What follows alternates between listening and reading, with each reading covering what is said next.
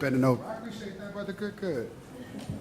So for those of you who have not yet had the pleasure of meeting, my name is David Johns. I have the awesome pleasure and responsibility of leading the National Black Justice Coalition. For those who don't know, we are the nation's only civil rights organization that is intentional and unapologetic in acknowledging the intersections around racial justice and LGBTQ and SGO equity. For those who also don't know, SGL refers to same gender loving, which is how I choose to identify because it centers my Africanness, as well as the fact that I'm also a same gender loving man. In a week, I will celebrate having been in this role for a year. Prior to serving in this capacity, I had the honor of serving still my president, Barack Hussein Obama, leading an initiative focused on educational excellence for African Americans. And before that, I spent 7 years working on Capitol Hill in the Senate on the HELP Committee, the committee that's responsible for health, education, labor, and pensions legislation. Almost 50% of the legislation introduced in any given Congress. In that capacity, I work with folks like Asal, who at the time was working with Congressman Carson, to really craft policy to find ways to improve the lives of Black people. That has always been the work. One thing that I did not anticipate as I assumed the responsibility of leading NBJC is how much I would have to have conversations about HIV and AIDS with Black people in particular. Now, this might come as a surprise to folks like Douglas Brooks, who has been doing this for a while. He was a colleague who led President Obama's HIV and AIDS response in our country. But having spent a lot of time in traditional Black spaces, I was reminded that we don't often talk about HIV. And seldom do we even acknowledge that there are some of us who show up in intersectional ways, right? Whether that be being a Black woman, a Black person living with HIV, a Black person living with a disability. But we have leaned into this, in part because it incenses me that since the introduction of the epidemic in the late 80s, Black people have died at a disproportionate rate. And what we now know, and the thing that makes me most frustrated, is that that does not have to be the case, right? There are medical and scientific advancements that allow us to have different conversations about how this epidemic shows up and manifests in our lives. We also know, as a descendant of people, and my sister Dazon is going to tap in halfway through, is going to dig into this, but we are the descendants of people who leverage community support. And the thing that sometimes we are too afraid to name, which is love, right, as a solution to sometimes the challenges that we face. And so what I'm hopeful that we'll be able to do is have a conversation, everybody say conversation, about how it is that we can all work better together to end this epidemic. And I want to emphasize again conversation because we've invited some experts to sit on the stage to help us to lay the groundwork for this conversation, right? I'll stem a couple of introductory framing questions, and that's really designed to make sure that we all are having the same conversation. I don't want to assume who's entering this room and what you're entering with. But I do want to honor that there are people who I'm looking at right now who do this work every single day, who run organizations and provide direct services. My colleague here, Kevin Jones, runs UCHAPS here in DC. There are those of you who do this work, and I want to make sure that we tap into that as well. The one thing I want us to leave this room with is a reminder that this work is really important. I want to honor the spirit of our sister, our Aunt Maya Angelou, who said most of y'all are going to forget most of what we say. And so if you hear me say nothing else, aside from saying thank you for being here, hear me when I say please take care of yourselves as you do this work, right? That's timely.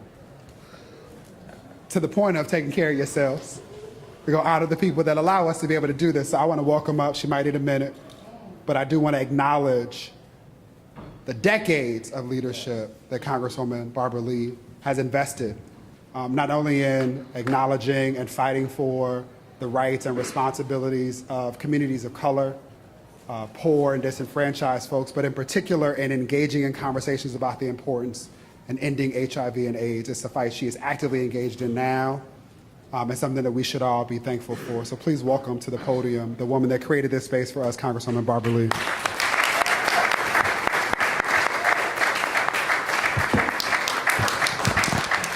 Well, thank you very much, David, and thank all of you for once again being here. I want to thank our panelists for really sharing your expertise and your experience and the pathways to stamping HIV and AIDS from the face of the earth. I mean, that's our goal. So thank you very much. We've had this workshop now at Brain Trust for how many years now? At least 15 years, I think.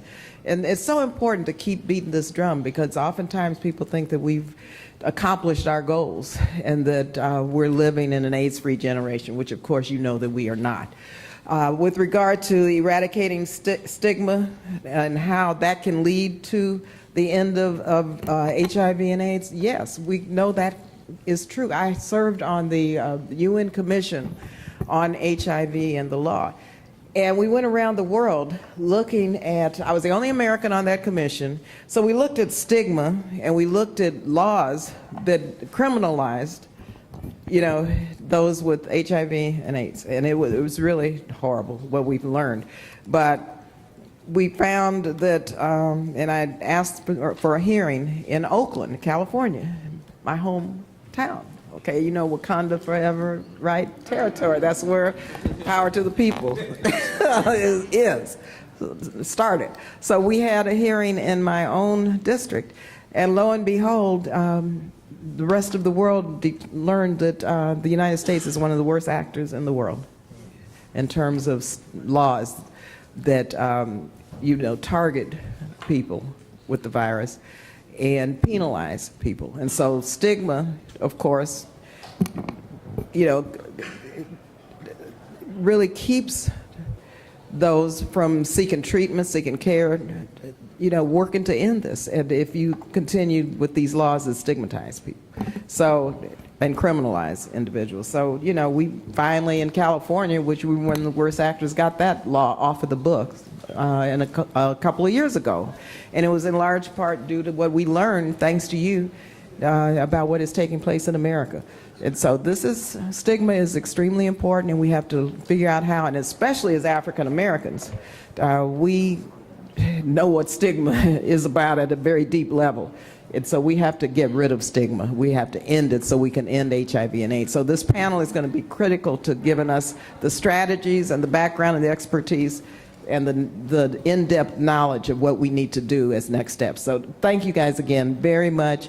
You know, it's a busy time all the time during this ALC weekend, but I hope that you're enjoying it. First of all, getting to meet friends and meet new friends, and really getting to network and to raise your voices as loud as you can, because November is coming. And you know what we have to do in November, because ending HIV and AIDS is a political struggle also. We need those resources, right? We need those elected officials to be held accountable to an agenda that's our agenda, or they don't need to be elected, period, ... And so we got a lot of work to do between now and November, and it's directly related to what we're talking about today. So thank you again, and stay woke.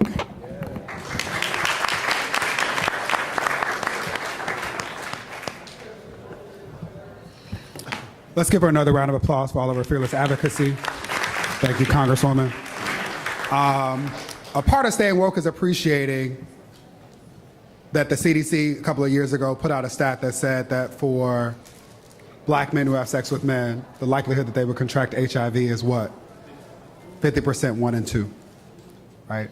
And just this past week, there was another report that was released that highlighted the fact that amongst black and Latino men who have sex with men in particular, less than 25% have been tested for HIV, and 1 in 4 are taking advantage of PrEP, our pre-exposure prophylactics, right? We also know, in addition to this, and this is something that, again, I'm excited for Dazon to tap into, that amongst women who are affected by HIV, 1 in 4 in our country, more than 60% are black women, and in particular, black heterosexual cisgendered women. And so I want to turn to our panel and ask you all to lay some groundwork, some foundational framing for us, but in particular for us to think about 3 things. One, and this is the title of today's conversation, this is Derek's slides, but the title of today's Brain Trust is Words Matter, right? And this is in part because NBJC has and will be releasing tonight at a reception I invite all of you to at HRC, their headquarters, from 6 to 8. Come on through. Alex didn't know that I was going to do that. She's managing that process, so she's now mad at me. Alex and Isaiah work for NBJC.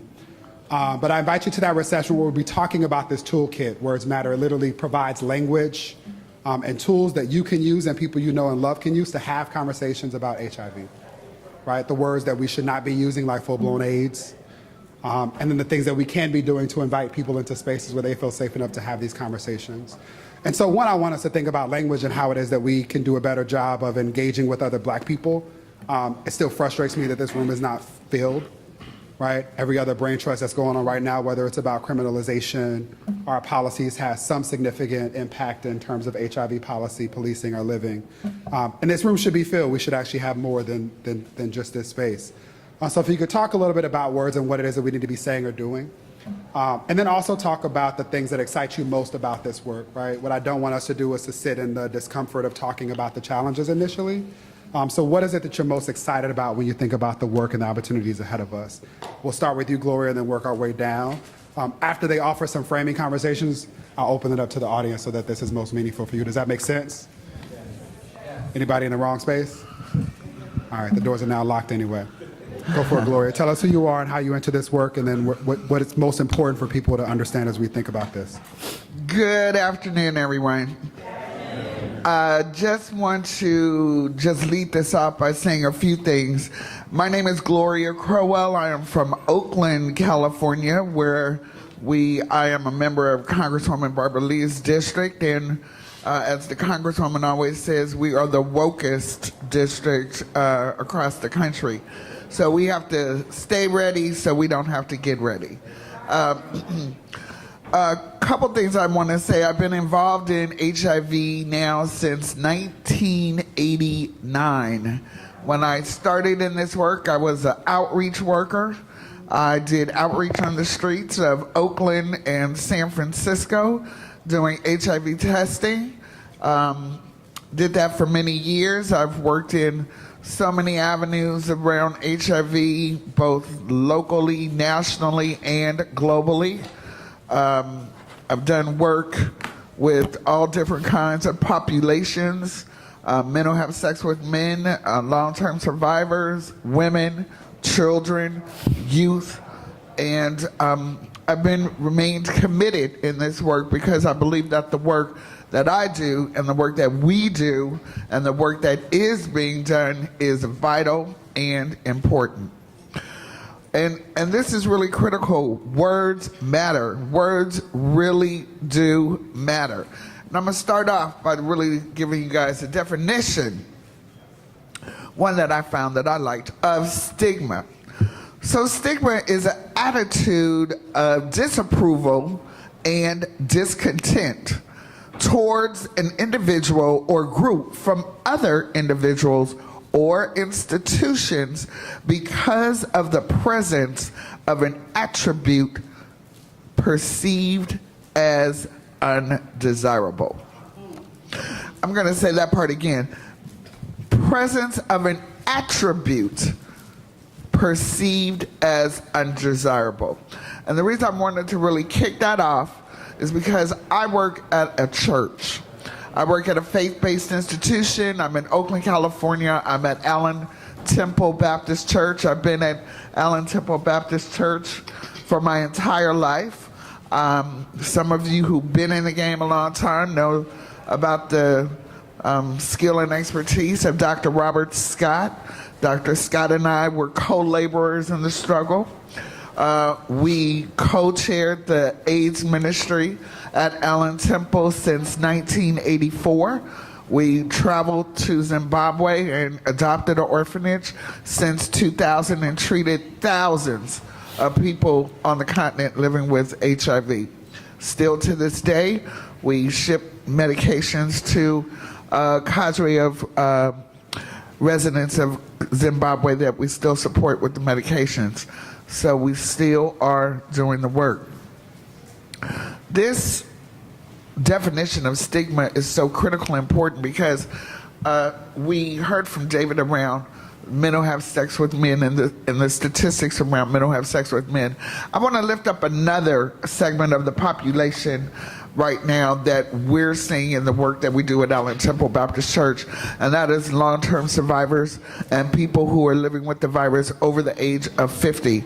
I run a congregate meals program. It's a hot lunch program. People come to our church every Tuesday, Wednesday, and Thursday.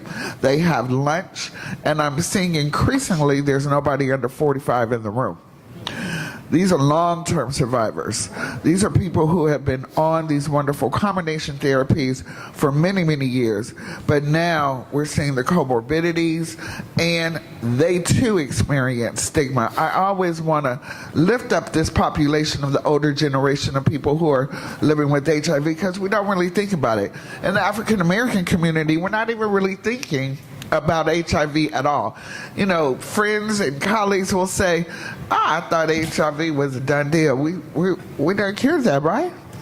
It's over, right? We don't see anything about it. But that is, for us who work in the game, know that this is far from the truth.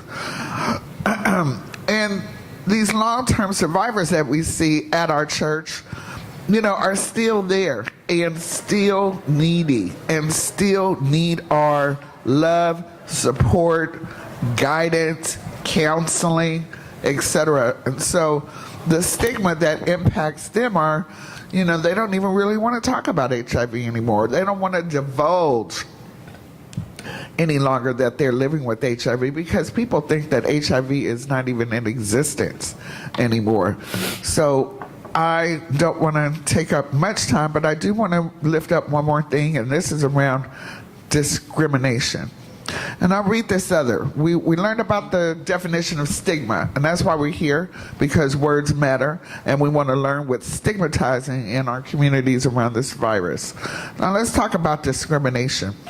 Discrimination is often a consequence of stigma, occurring when unfair actions are taken against individuals on the basis of their belonging to a particular stigmatized group.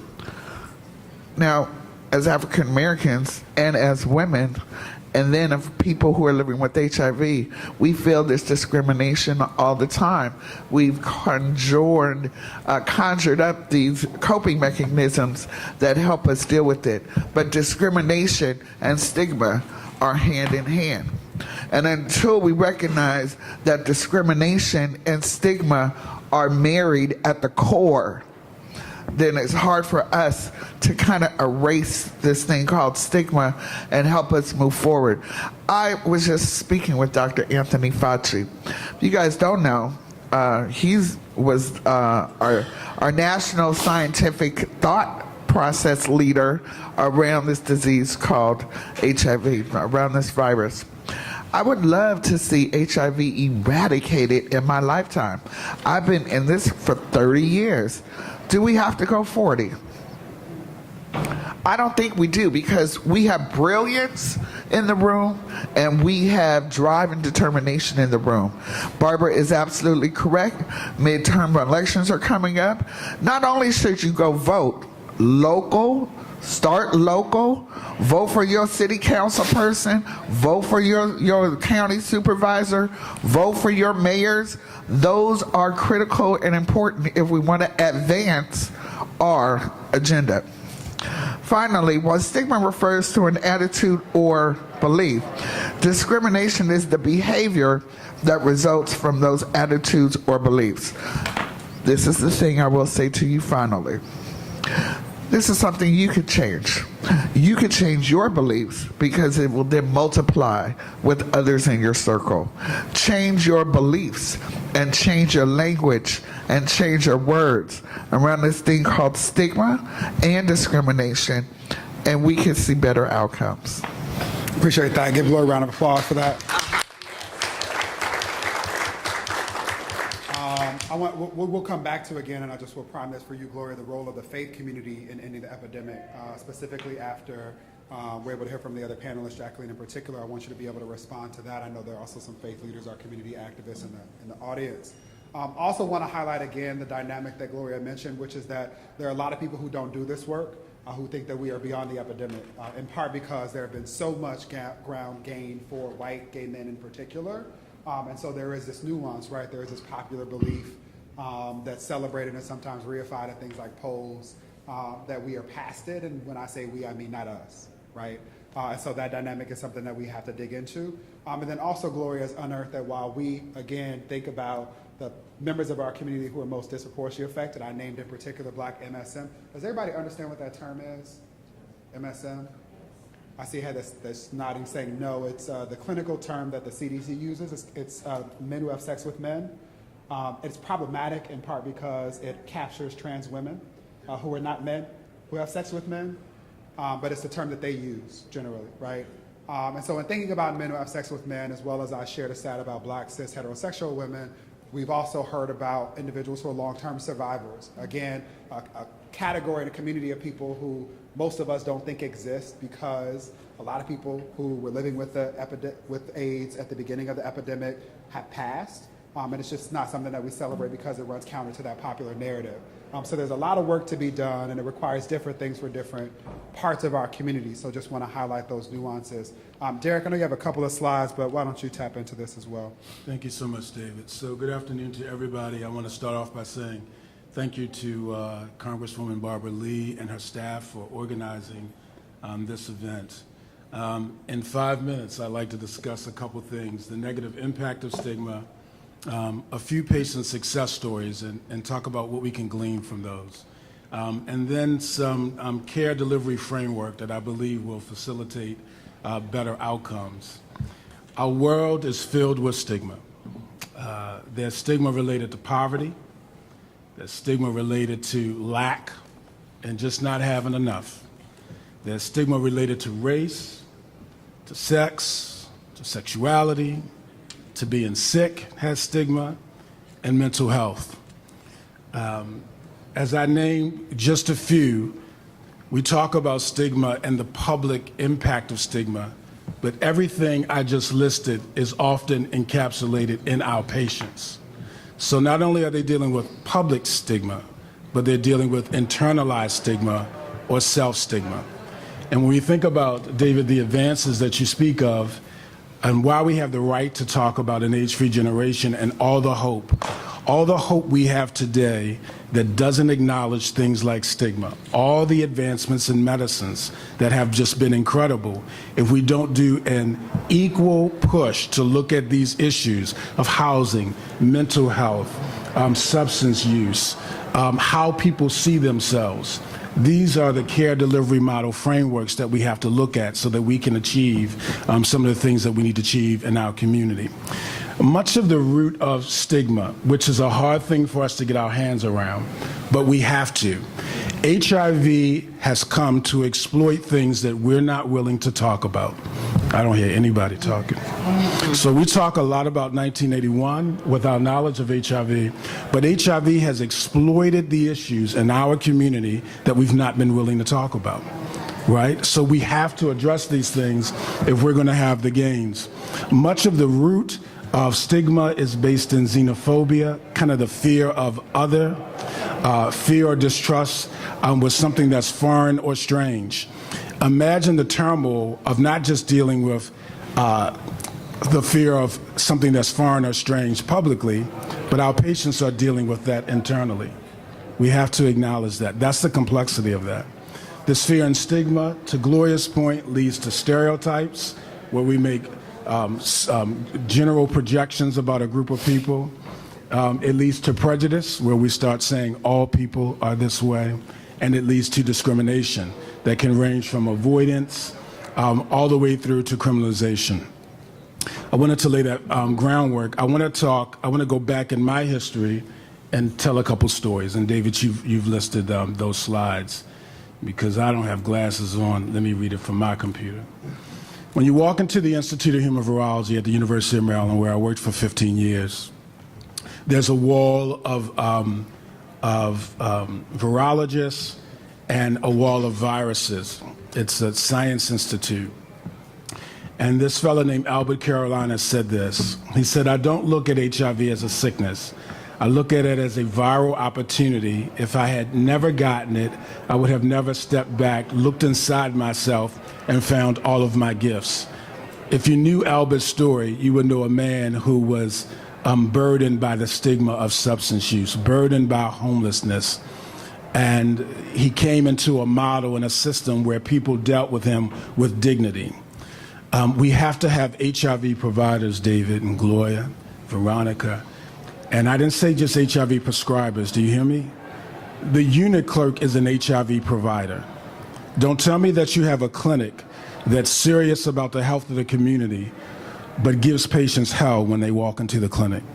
You're not serious about the wellness. It doesn't matter how strong the prescriber is. If they have to go through evil nurse, ambassador or unit clerk and nurse ratchet, you're not serious about wellness. Is that right? So everybody in this system has to consider themselves as an HIV provider. Next slide.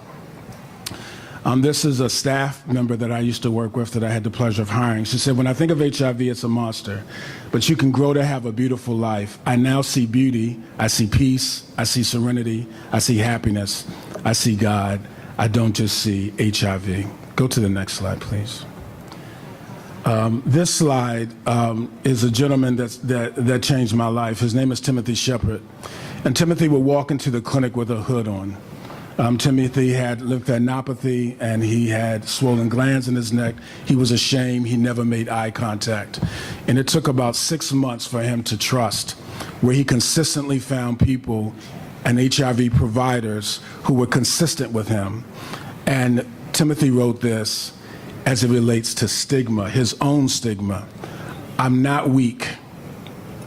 I'm not a failure. I'm not too black. I'm not too ugly. I'm not defeated, and I'm not worthless, because I am a child of God. I am stronger now. I am successful now.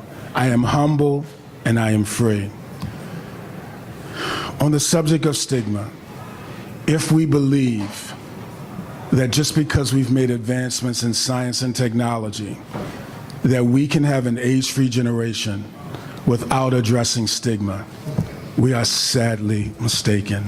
And the people in this room who I see nodding your heads, who do this every day, know that that is not the truth. In my current role, I'm the senior director for the Focus program at Gilead Sciences.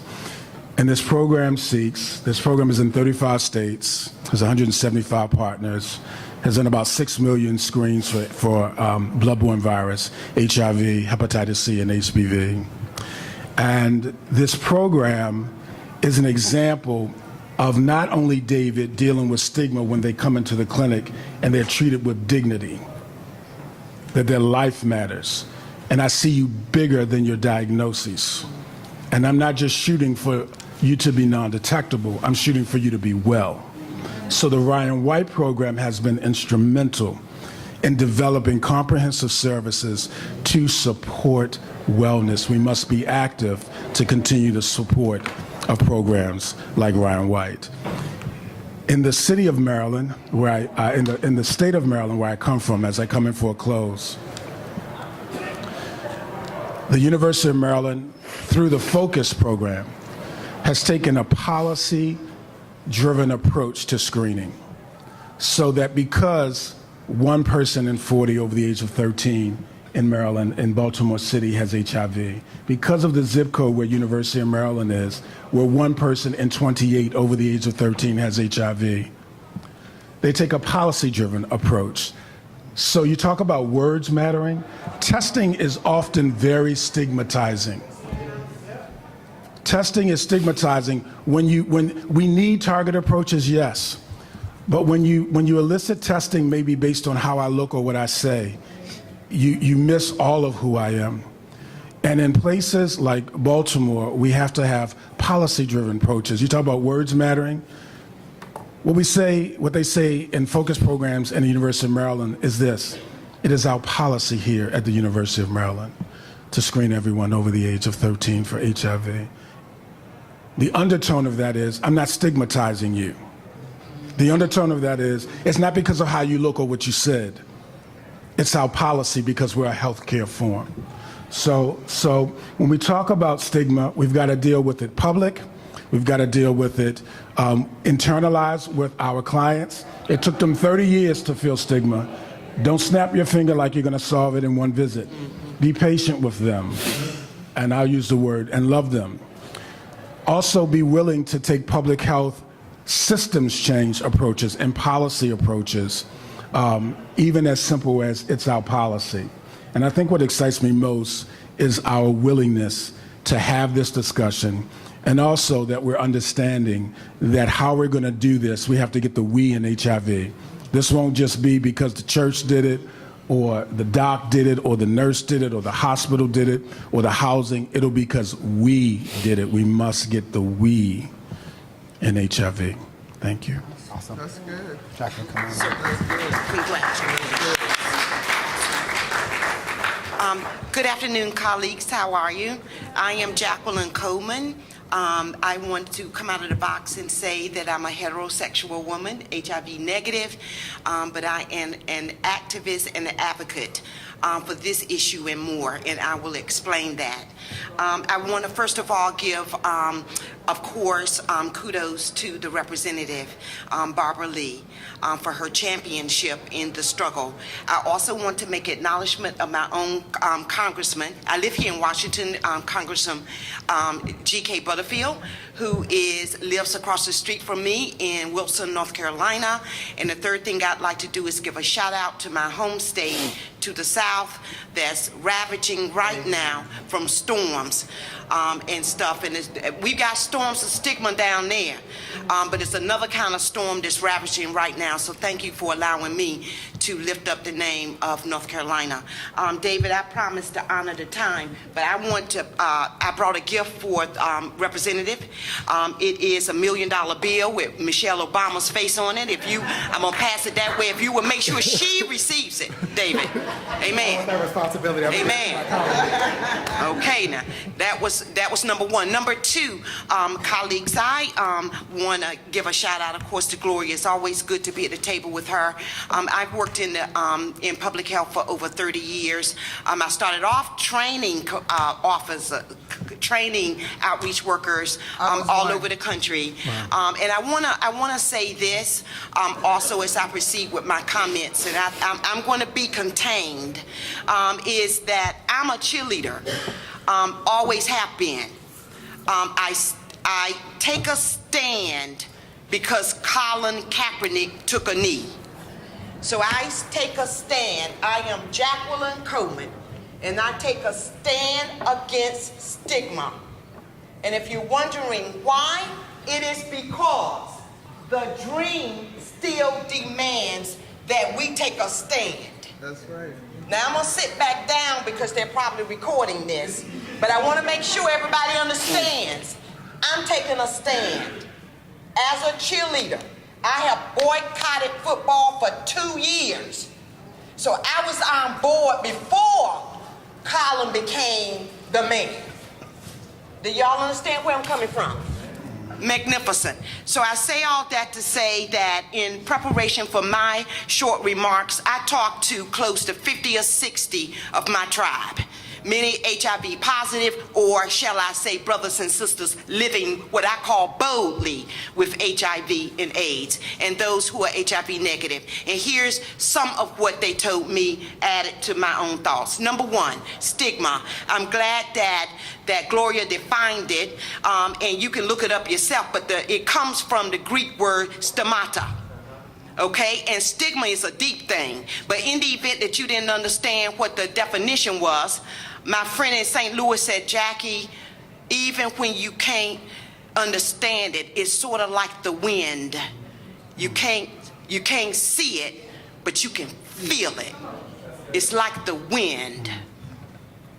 And then I talked to a sister friend of mine, HIV positive, that lives here in Washington, and I asked her, tell me about, what do you think about stigma? You can give me a couple of lines. She said, it's depressing. It's depressing. And I could feel a stillness, and I simply said, I am sorry. I am sorry on behalf of who hurt you, who abused you, and who did not understand you.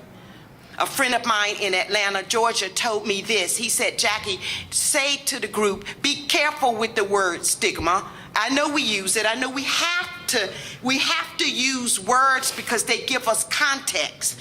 But be careful with it, he says, because it's researchy. And in the event that people don't understand it, then they look beyond the racism and the phobias, the transphobia, the homophobia, the xenophobia, all the phobias that we live with. And so speaking of that, I thought to myself, this is a Jackie thought now, I thought to myself, okay, colleagues, let's do a short case study before David tells me, Jackie, you out of time. A short case study. Let's take a woman. Let's make her a Latinx woman. Let's make her a full-figured, fully embodied woman. HIV positive. Let's make her living from my home state of North Carolina. She's HIV positive, haven't disclosed. If she is stigmatized again, let me ask you, doctor, how do we know which stigma it is? Is it because she's Latinx? Is it because she's a woman? Is it because she's a Southern Belle? Is it because she's positive? How do we ascertain which stigma it is? It's just questions. One thing I do know, and I'm gonna leave the policy stuff to the policy people, and I'm gonna leave the research stuff to the research people out of NIH up in Rockville and Bethesda and places. I'm gonna leave the faith-based stuff to Reverend Edwin Sanders and Gloria, but I am a believer. I'm gonna leave all that to y'all. But what I will say is this. If we are to address this issue of stigmata fully and comprehensively, we're gonna have to do some behaviorist about that. We're gonna have to do some behaviorism, and let me tell you why. It is because my sister friend Gloria mentioned stigma and discrimination. Let me explain something about discrimination. Is bi-directional.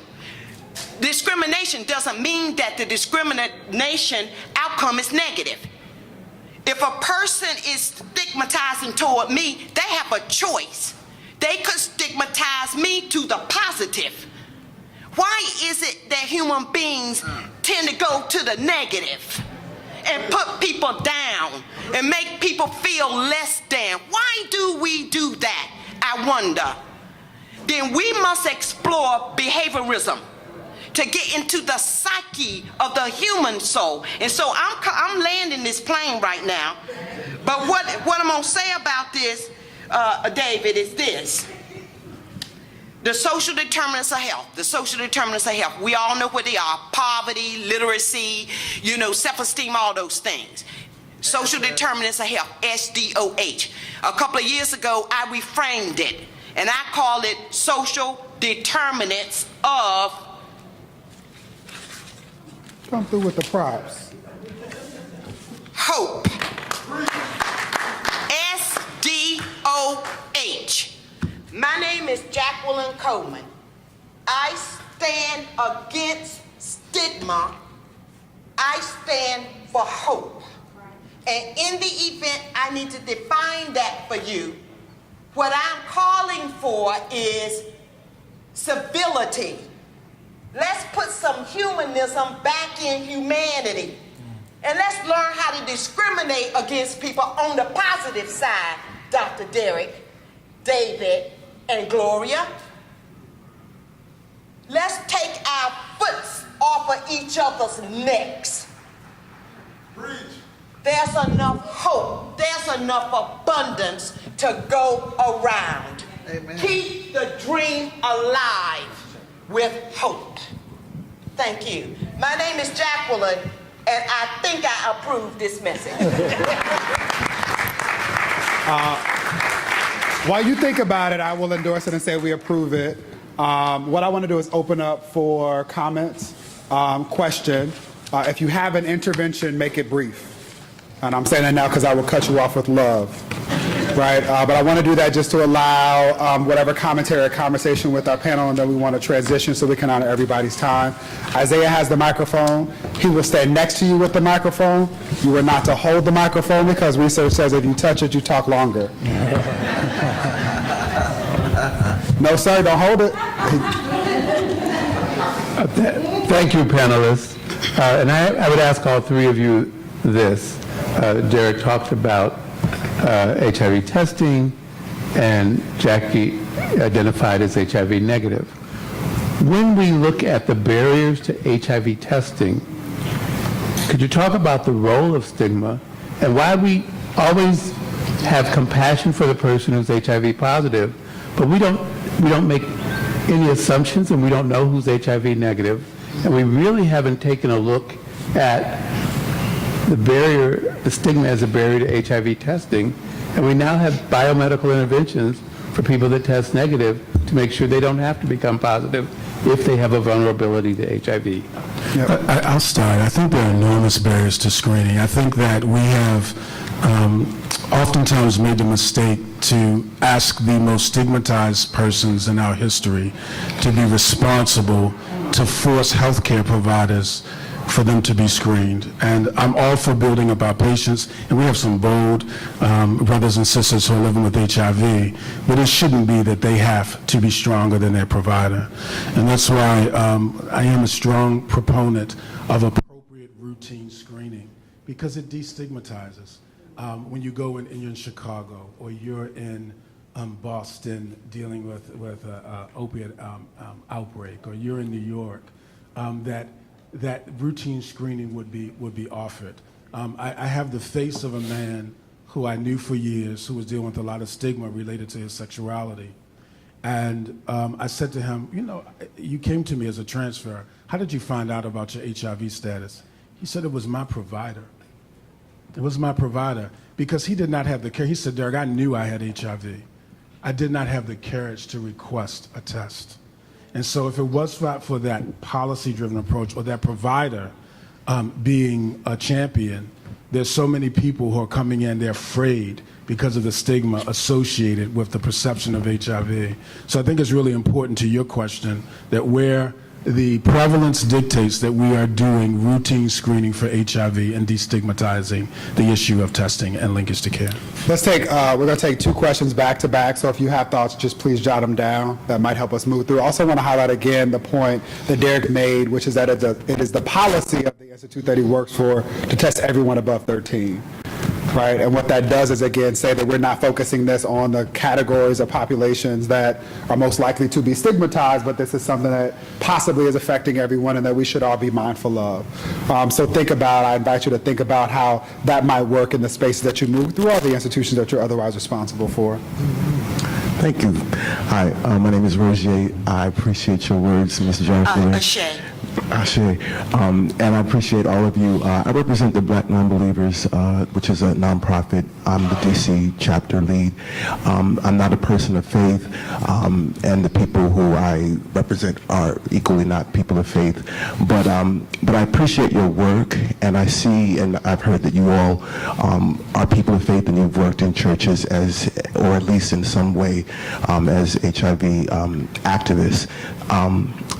I want to know, like, what your experiences are as HIV activists who are also in some ways integrated with faith communities, and how you speak to these needs with people in various congregations that you encounter, and how you deal with the parts of the faith coalitions or whatever that may be very hostile to people who are positive or you know so forth, part of the queer community. How do you deal with that? We're going to take, Gloria's going to answer that one, and then but we're going to take this other question to you. Who has it? Yep. Hi, my name is Gregory McKelvey. I work in Atlanta, where we are dealing with an epidemic with HIV diagnosis. I specifically work with people who are homeless living with HIV, and we do know that housing is basically the best form of health care, because you cannot afford the other ways to get care without housing. But a problem that we run into in Atlanta is not just stigma within the community, but stigma within the people who hold power and our elected officials. And in Atlanta, and especially in the South, it's hard to get the funding that we need. If it was any other epidemic, I mean, if we had this many people diagnosed with any other thing, then in the South it would be way easier to get funding to put people into housing, specifically in Atlanta. we are treating about 12% of the homeless people who have HIV. If you're homeless in Atlanta, there's about a 51% chance that you will contract HIV.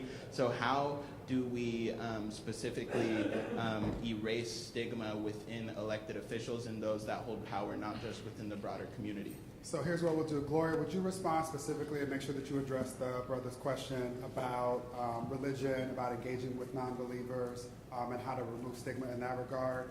Jacqueline, I want you to respond in particular to the question, both about intersectionality as it relates to policy opportunities, but also how to address stigma specifically around elected officials. And then Derek, would you close us out as we transition into the next panel? Again, they will still be here. They will be able to engage in conversation if there's another question that sparks, but we do want to honor the time and having invited some other panelists, so we'll seat them. Derek, would you respond generally and offer the one thing that we could all do and that we should do when we leave here to contribute to disrupting stigma? So we'll move in that order. We'll start with Gloria, then Jacqueline, and then Derek, and then I will invite up Dazon Dixon. Your question has been my challenge for many years, and actually still remains a challenge. I will never lie and say it's easy around believers or even non-believers around this whole thing around testing and getting screening. One thing I do advocate for is I see a huge need for this policy shift to help reduce stigma, is to really mainstream testing. I mean, when I go to my physician, wants to make sure that my cholesterol is okay, and wants to make sure that I don't have diabetes, and want to make sure that I don't have other kind of chronic or non-chronic diseases. I really believe that testing for both hepatitis C and HIV are critical, faith-related or not. And we don't talk about sex at church, which really contributes wholeheartedly to the stigma that exists in church. I'm from a Black Baptist church. We ain't talking about sex. Ain't nobody standing in the pulpit every Sunday and saying, y'all should have sex, but have sex safely. Nobody's saying that. So we're always presented a challenge. Everything comes back to behavior change and prevention messaging. Now, I'm going to just step out and say this, because I'm a little old school. I still believe in the power of behavior change prevention methods. I'm a little old school, but that doesn't exist, actually, in the prevention messages that we get today. We get more pre-exposure prophylactic information that is widespread. We get less. You should think about who you're having sex with and protect yourself. So I'm still a little old school. I still go back to that. Folks, and we have to have lots of tools in our toolkit. So we pull out PrEP, PEP, and everything else at the same time. But faith-based communities can be a place that I believe are successful in getting people tested. We've done testing at church many times. Doesn't have to be church. It can be down at the food hall. It could be at the restaurant. I don't care. Testing should be made widespread, but it actually, I believe, should start at your primary care provider. Give Gloria a round of applause for that. And again, just want to highlight the importance of having honest conversations, regardless of one's faith or the places they move through, but really just having honest conversations about how we're showing up and who we're showing up with. Jacqueline, if you want to respond. Thank you. Brother, I want to thank you for the question. And I simply want to say that my response is like 3 sentences. And that is, I was recently in Geneva moderating a UN AIDS meeting. And the fact of the matter is all of these issues are global. They're global. They're not just, significant in Atlanta. And stuff. That's number one. But number two, I'm going back to my notes. If you remember my saying, social determinants of hope. And I went on in my paper and said that we need to get back, in my opinion, we need to get back to the kitchen table and to the other places and spaces where we gather and invoke cultural humility with information and then the L word, love. Now, my father's a politician. And I was home in North Carolina about 10 years ago doing a speech And I had learned that North Carolina at that point had a 300% increase in STIs in the state. My father was driving me to the speech. I had a conversation with him right there in the car. I said, Father, did you know? Well, he said, no, baby. So I went on to break it down for him. So I'm going to fast forward and say, 3 years ago, my father joined a board of directors for a local clinic in Wilson, North Carolina. They now have 4 buildings, have money in the bank, and that's because someone was smart enough to approach my father and ask him to be on the board. So what I am saying is that many of us have heart. Politicians are not approachable. Political figures, activists, advocates, we have to learn how to come to the kitchen table and address them as they're human beings. And I think that we can also do some advocacy for them to join us and advocate for what we need. The housing issue is part of the intersectionality of HIV and AIDS, and so it's many layers, but there are many people who will support your efforts on that. Give Jacqueline a round of applause and all of her work at Vision 2. Derek, Lynn explained for us what's the one thing that we all should do to disrupt stigma as we think about the opportunity to end HIV and AIDS. David, we've heard a couple of things from routine screening to comprehensive approaches, comprehensive engagement, civic, social, faith, health, education. I think I'll just say this. I've been quoted to say, if you want to change a city, you have to engage a city. And finally, I'll say to the people in this room, we're not called to do everything. We're called to do something. What is your something? Appreciate that. Derek, a round of applause.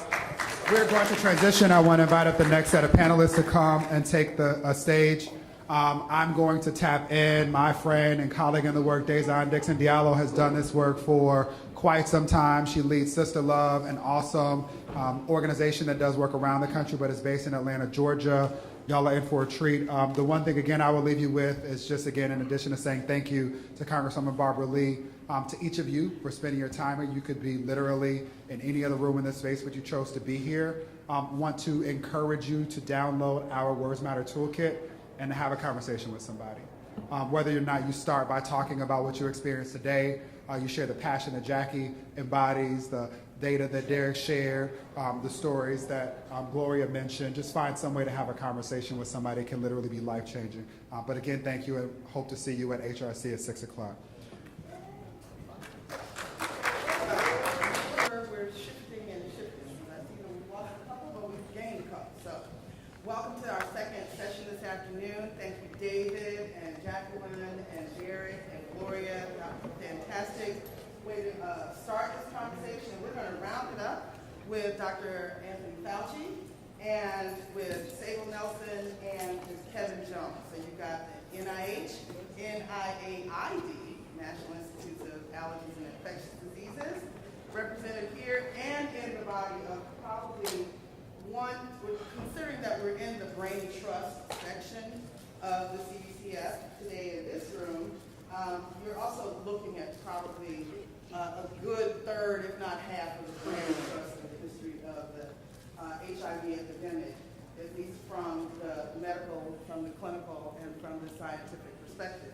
In Dr. Fauci, I still know some of your earliest patients. So yeah, good friends with at least 2 of them. Sable Nelson is with the Policy and Advocacy Program at the National Minority AIDS Council. And of course, we have Kevin Jones with you chaps. Give them all around. So in one, as I introduce Dr. Fauci as he comes to the mic, it's hard to sit there and listen to all of the incredible thinking and the commentary and the passion and the questions. And I wanted to just add a couple of things to that. One is that everything we're doing around HIV and AIDS right now, as far as I'm concerned, requires combination strategy. We have combination treatment, we have combination therapies.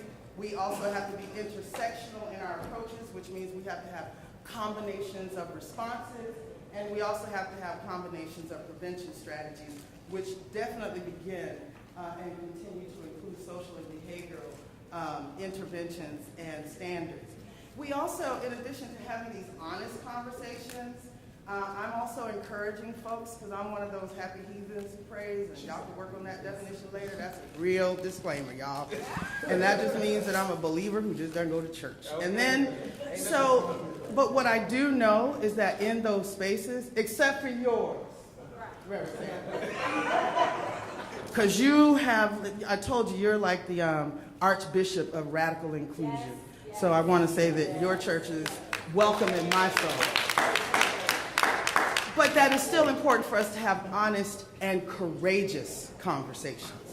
I mean, we can be honest and we can also still come to that honest place with fear and not stand in our own attempts to make sure that we're supporting folks. And just a couple of things that I know are going to come through, or if they don't, I've got it covered. I hope they will in terms of combination. And I'll address them very quickly this way. So Sister Love will be 30 next year. 30. I want to say that again, 30. We are we used to say we're a small organization doing big things. We're a bigger organization doing even bigger things. And we are based in Atlanta. We're also in Johannesburg in South Africa because we've been doing that work next year 20 years in South Africa. We also have an initiative called the 2020 Leading Women's Society, which takes community recommendations and nominations of women from around this country who are living with HIV out loud and have also been active advocates and leaders in the field of sexual and reproductive justice. And we bring them all to Atlanta with a 5-star red carpet, step and repeat kind of heels, gowns, and makeup night, and a few tuxes mixed in.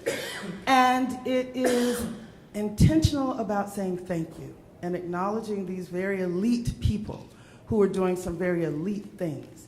And the way that we want to address stigma is to make sure that since black folk ain't got no celebrities coming out about their HIV status, give thanks, Magic, even Cookie, they all doing their thing even right now at the red table or whatever that is, they're having those conversations.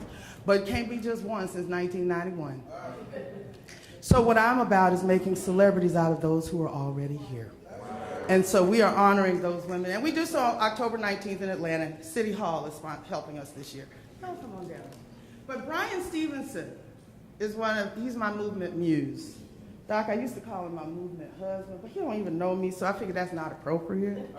And he doesn't have anything about his social or personal life online, so I don't even know if he likes much. I don't know what he likes. But anyway, so he's my movement muse, and he has 4 tenets for sustaining the social justice or the social change work that we're doing. And I'm very clear that the work doing HIV, whether it's around engaging in research or in policy and advocacy or developing the right interventions for the right people in the right communities at the right time, that we are all doing human rights work because we are about making sure that we are uplifting, upholding, and celebrating the dignity of all human beings, and in this instance, who are living in the face of HIV and all of the other challenges and human indignities that come along with it from other people.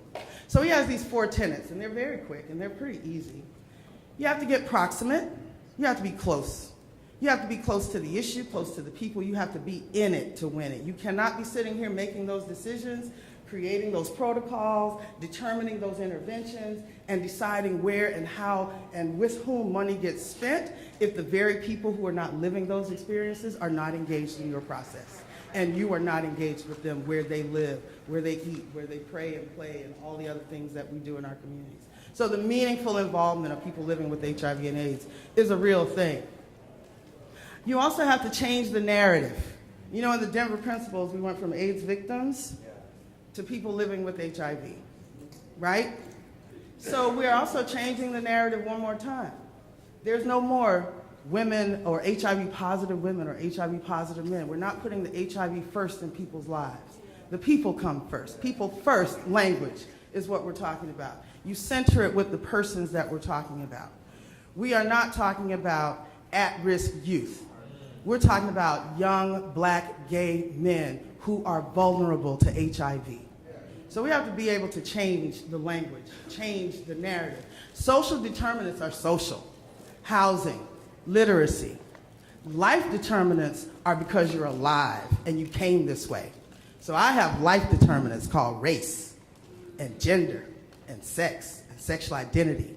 And actually, I was born into a certain class. So that's a life determinant that I think we have to distinguish.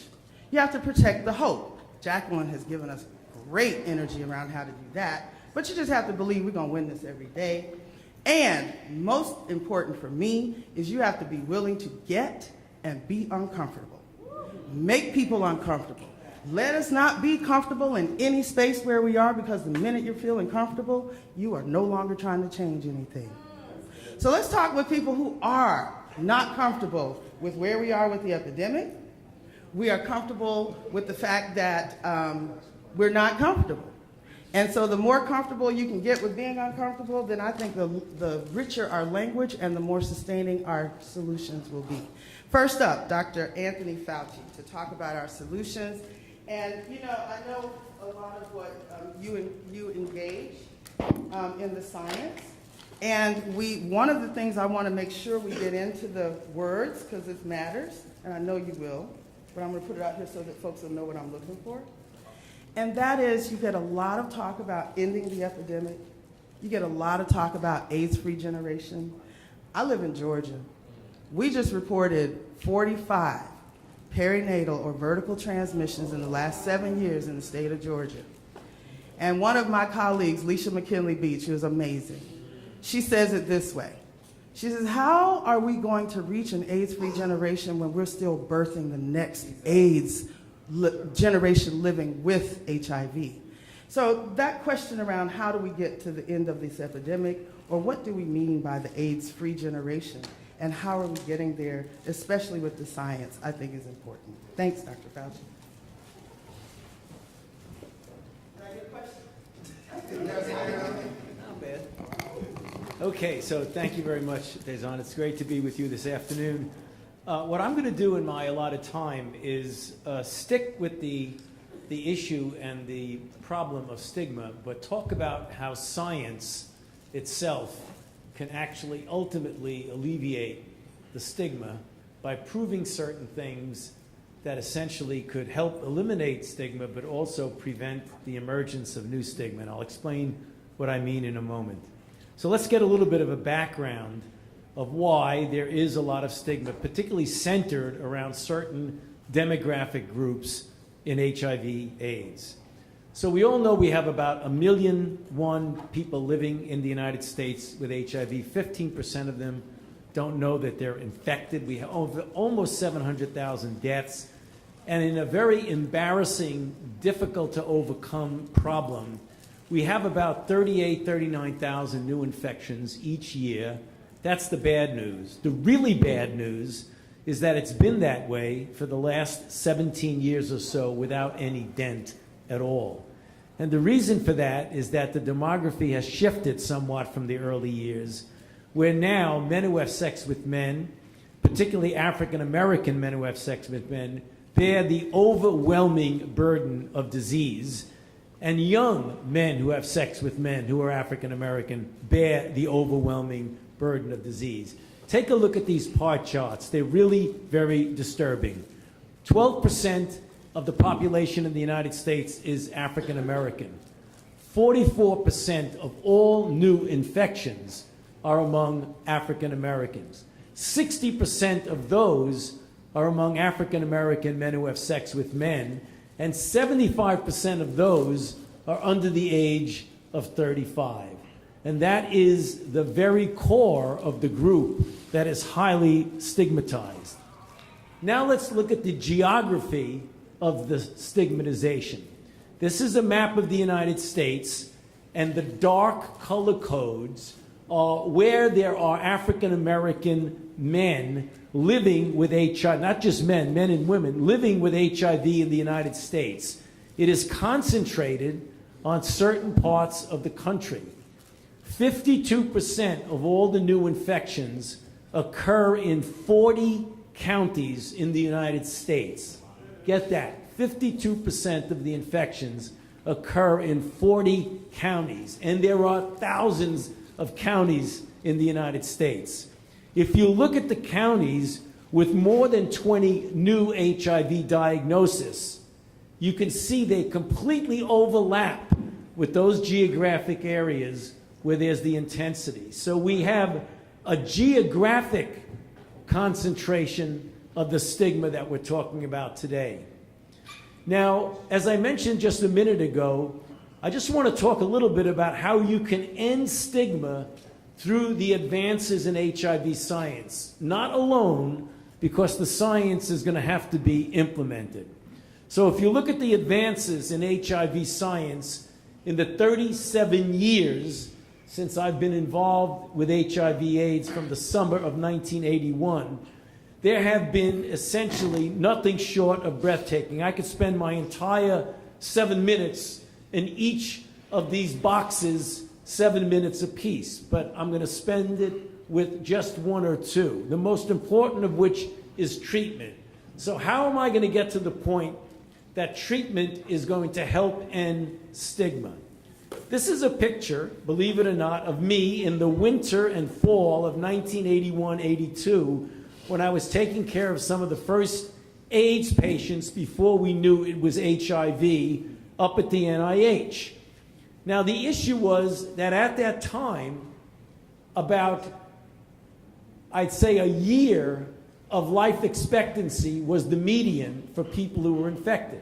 Namely, 50% of all of my patients died within a year, and close to 100% of them died within 2 or 3 years. So we did not have much to offer people who had AIDS, who we ultimately knew were HIV infected. So there was a double stigma, because you had a disease that you didn't understand with a population that was stigmatized and disenfranchised to begin with. How did science change that? When we developed drugs, and this is just a list of the now more than 30 drugs that are approved by the FDA, that when given in combinations of 3 drugs every day, you can completely transform the lives of HIV-infected individuals. So that unlike 37 years ago when I got involved in this, today, in that same room that I showed you before, if a 20-plus person came in, and the overwhelming percentage of my patients now are African-American men who have sex with men. Overwhelming proportion of them are. If they came into that same clinic and are in their mid to late 20s, early 30s, and I start them on antiretroviral drugs, I can look them in the eye and tell them that if you take your drug every day, the chances are very high that you will live an additional 53 years. So you go from 1 year to 53 years. So if you're 25 and you add 53, you have almost a normal life expectancy. Now, it gets a little bit better because now we have prevention modalities, and here's where I want to concentrate on how we can really take not all, but some of that stigma and get rid of it. And that is, we know now from very good studies that if you treat an individual in a discordant couple, one is infected and the other one isn't, and you bring down the viral load in that individual to below detectable level, you make it essentially impossible for that person to transfer their infection to an uninfected person. So the stigma that there's something bad, that there's something dangerous, that there's something wrong with an HIV-infected individual can actually disappear because they're not going to hurt, they're not going to harm anybody, and they themselves can live a normal life. Now, if you look at that, there were a number of subsequent studies that nailed that down. The Partner study showed that with 58,000 condomless sex acts in which an individual was infected but undetectable, there wasn't one single episode of transmission of infection. People said, well, that's among mostly heterosexuals. What about men who have sex with men? So a Partners 2 study was done in which they were all men who have sex with men, who are serodiscordant couples. Again, close to 80,000 condomless sex acts, not one single transmission, which means that individuals who are infected now are essentially normal individuals. So much for the stigmatizing of normal individuals. And in fact, the viral suppression for HIV and the prevention of sexual transmission, WHO came out and said there's no evidence that an infected person is of danger to someone else if they take their medication. And you've heard of U equals U, undetectable equals untransmissible. That is scientifically true. So not only is that true, but that gives us an extra added incentive to get people who are infected on antiretroviral therapy. And what's one of the reasons they don't get on antiretroviral therapy? Because they're stigmatized against, and they don't want to come forward, and they don't want to enter into the healthcare system. This becomes even more emphatic if you're at risk, if you're a person who is in a category who actually is in danger and vulnerable of getting infected, that those individuals feel stigmatized against because they feel if you're at risk, if you're practicing risk behavior, again, there's something wrong with you. Well, there isn't. And now we have a pill, one pill with 2 drugs, if given once a day, decreases by 95 to 97% the likelihood that you would acquire infection. And in fact, there have been about 5,000 cumulative patient years of individuals who were vulnerable to infection who did not get infected because they were taking pre-exposure prophylaxis.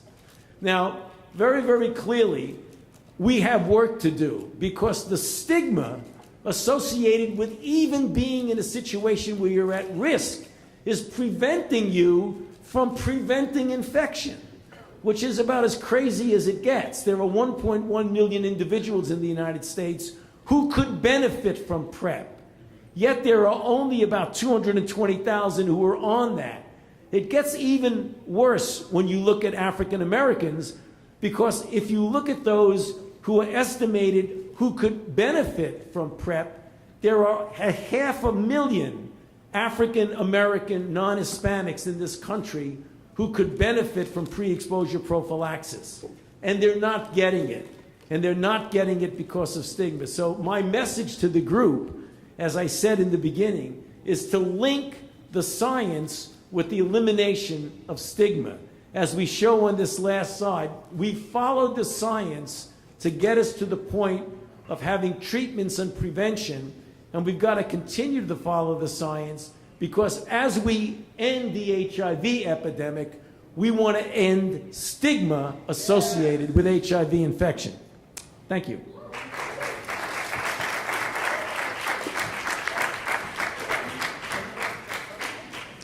Yes, you did that. Thank you very much. As we call Sable, if you want to address from there or from here, it's up to you. Just wanted to remind you that there are index cards in most of your chairs. And as we get closer to the close of the panel, if you would make sure that you write your question on one side legibly and hand them in. I'm not sure where they should come. As the index cards are coming through. Oh, Isaiah's got it. Yay. And then we'll address those questions at the end and then have the mic. Sable Nelson. Yes, same. Good afternoon. We wear the mask that grins and lies. It hides our cheeks and shades our eyes. This debt we pay to human guile. With torn and bleeding hearts we smile, and mouth myriad subtleties. We smile, but oh great Christ, our cries to thee from tortured souls arise. We sing, but oh the day is the day is vile, beneath our feet and long the mile. But let the world dream otherwise. We wear the mask. My name is Sable K. Nelson. I'm a licensed attorney and policy analyst at NMAC. And when I was thinking about the theme of our panel, Words Matter, my first Congressional Black Caucus experience was actually related to how I got into the HIV work. I went to Howard University for undergrad. You know? And one of the activities that we have as freshmen at Howard is that we have freshman seminar classes. And one of the events that I attended as a freshman was a World AIDS Day event where that was back a long time ago for me, but it was 2003. And at that time, HIV was killing Black women, and nobody was talking about the impact that HIV was having on communities of color, and particularly cisgender women. And I was upset, I was frustrated, and I was like, well, if no one else is going to talk about it, then hello, hi, I am. And one of the things, I know that we've had a lot of really great conversations, and we're going to continue to have good conversations, but one of the things that's most important that I want you to take away from my few moments with you all is to take the conversation that we're having on this panel, that we're going to have and have been having in this room outside of this space. Because we're in a choir moment right now, medium alto right here. We probably have some sopranos and tenors also, but if we just keep singing to ourselves, we're not going to get the conversation to where it needs to be. And we need to have a conversation about how the masks that we've been wearing, whether they've been the protective ones, the code switching that we've had to do to succeed in our jobs and to, just survive as Black people in America, especially in this particular climate. Although some of our masks are helpful, other masks that we wear are continuing to perpetuate stigma.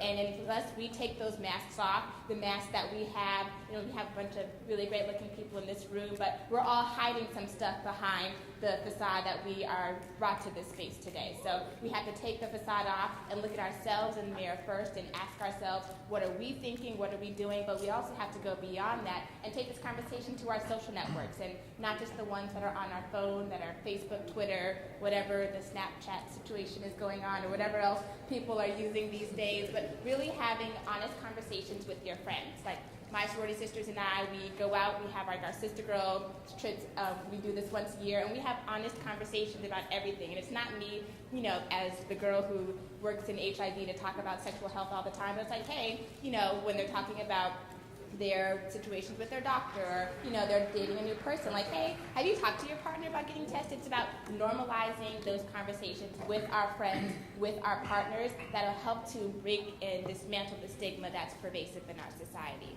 And Minister Spencer brought this up earlier, but it's also about challenging our providers. I can't tell you how many times I've had to demand HIV tests from my doctors, and I don't understand why I need to tell you why this would be a good idea when we already know, data, you are supposed to be a data person. Why am I educating you? That's a whole other conversation. I know that providers need education, but we need to have more people who are challenging their providers to make sure that for the person who isn't going to demand the HIV test, that HIV tests are being provided so that we can take the first step in understanding and make sure that people know their status.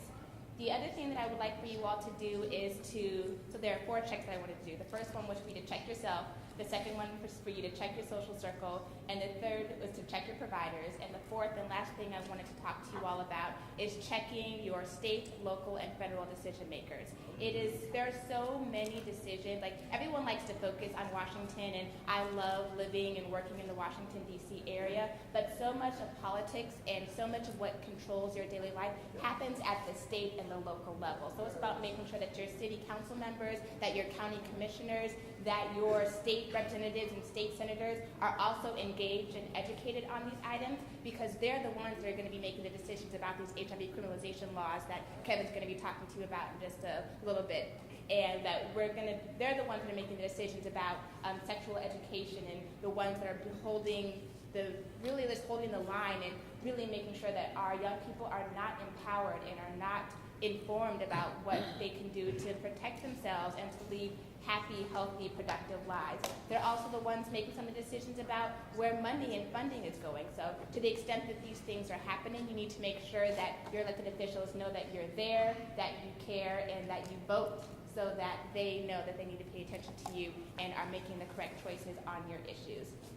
And the last thing I wanted to talk to you all about is 3 key populations. I know that we've been talking a lot about Black, gay and bisexual men, but I also want to lift up other populations that I would encourage you to spend more time and really think about how you perceive the intersectionality of gender identities and race and ethnicities, because what conversation that we haven't really talked about in our time together is the way that HIV is impacting Black women, how it's impacting people of trans experience, and in particular how it's impacting youth. And if we don't get attacked and we start dismantling the stigma as it relates to HIV prevention and care, I mean, Dr. Fauci talked about just a few moments ago the really great advances that we've been able to make as it relates to prevention and treatment. But if we get people, if there's a barrier to people even receiving the prevention or people going forward and being retained in care, all the great science, all the great information, all the great biomedical advances in the world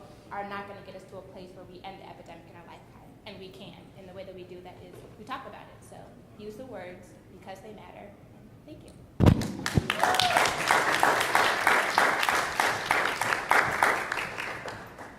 So the other thing that I think is really important, thank you so much, Sable, about this panel is that words and science also matter, and they go together. And in this instance, and I'm so glad you're here to, and Sable, I know just from the work that you do, from the legal standpoint, that you'll weigh in during the Q&A part, but the notion that we have the science, that should everybody know the science, then one, it would address the stigma, but it would also help us address policy and how we continue to uphold dignity in different ways.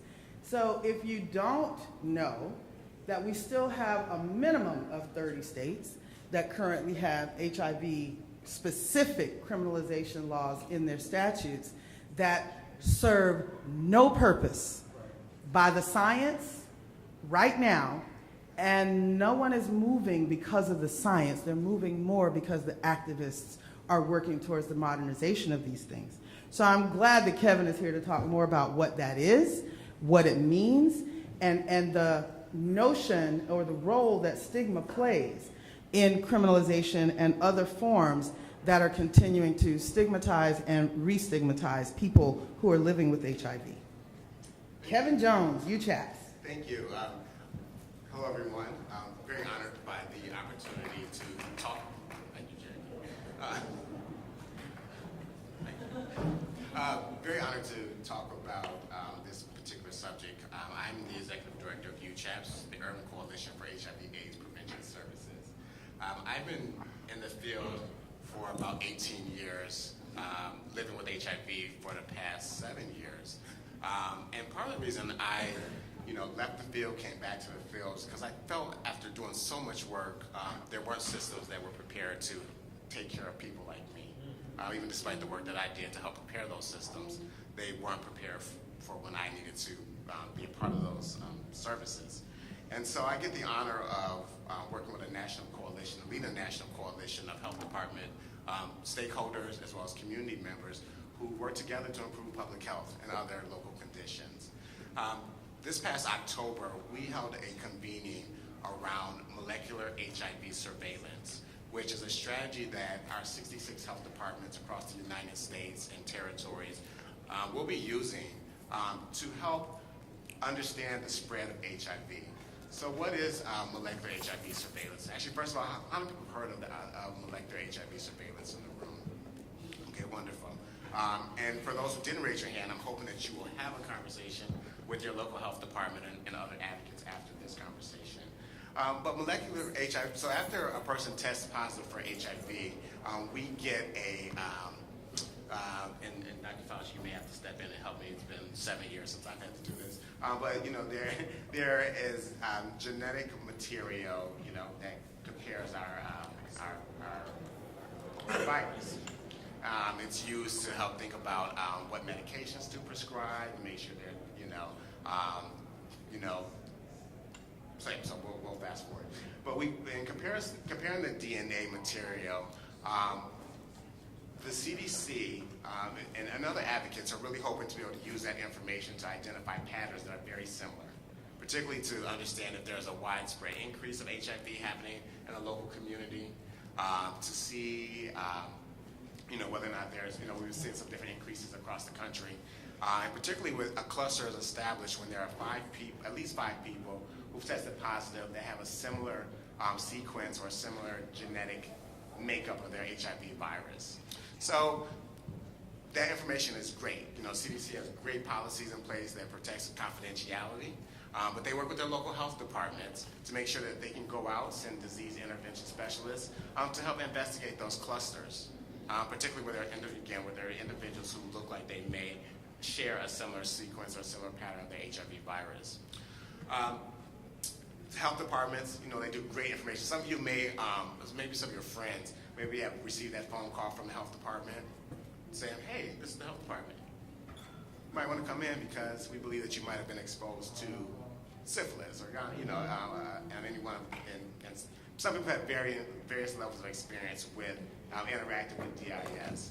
One of the things that in our community convening with with community members and our government officials at the health department, one concern that came up was around criminalization, and particularly knowing that there are at least 33 states in the United States that have statutes that criminalize HIV, where HIV is seen as a deadly disease. It may not follow the science, as Dezon mentioned earlier. One of the fears is that what happens if a local health department receives a subpoena or a court order to provide information? Because these HIV criminalization laws basically say if you do not disclose your HIV status before having sex with someone, you can be held criminally liable in court. So this doesn't matter whether or not a condom was used. Doesn't matter necessarily if you are undetectable, and so therefore, as the science shows, unable to transmit the virus. It's just the mere fact that you did not disclose the fact that you are living with HIV and you had the nerve to have sex with somebody. And I say nerve because I think that many people who may share and may support some of the criminalization laws may feel that if you're HIV positive, certain things you need to do or not do, and maybe sex is not one of those things. So one of the things that we've been working on in terms of thinking about molecular HIV surveillance is how it's being rolled out in communities to ensure that community members, health department workers, as well as those who work in the criminal justice system have a better understanding of what the science says. They have a better understanding of how these laws and even the threat of these laws can lead to or induce additional stigma. One of the things that our community members also brought up was, even knowing that molecular HIV surveillance is something that's happening at our health departments, will that cause people not to go and get an HIV test and fear that, if they so happen to test HIV positive, that information will be shared or somehow examined to see whether or not they're part of a cluster, an active transmission cluster. One of the things, we work closely with the CDC and UCHAPS, as well as independent from the CDC, but having conversations on what those conversations could look like.